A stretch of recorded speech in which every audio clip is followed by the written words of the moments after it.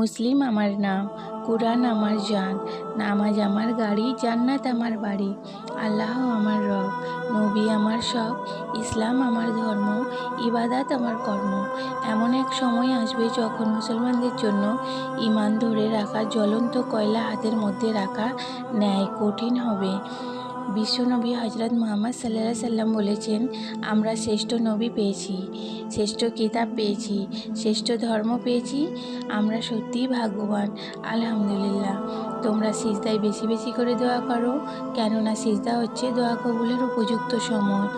যেই মন তোমাকে ঘর থেকে মসজিদে নিয়ে যেতে পারে না, সেই মন তোমাকে কি করে কবর থেকে জান্নাতে নিয়ে যাবে বলো?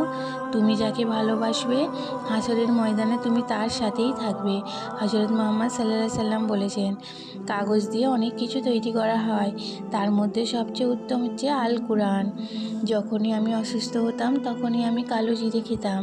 হজরত মুহাম্মদ সাল্লাল্লাহু সাল্লাম বলেছেন, প্রতি সোমবার ও বৃহস্পতিবার জান্নাতের দরজা খুলে দেওয়া হয়।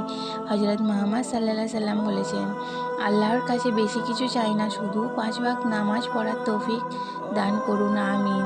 হজরত মুহাম্মদ সাল্লাল্লাহু সাল্লাম বলেছেন, দুটো জিনিস কাছে রাখলে কোনো দিনও বিপদ আসবে না।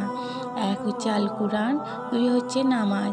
হাদিসে ইহা 100% সত্য। ভিডিওটি যদি ভালো লাগে লাইক, কমেন্ট অ্যান্ড সাবস্ক্রাইব করে পাশে থাকো। আল্লাহ হাফেজ।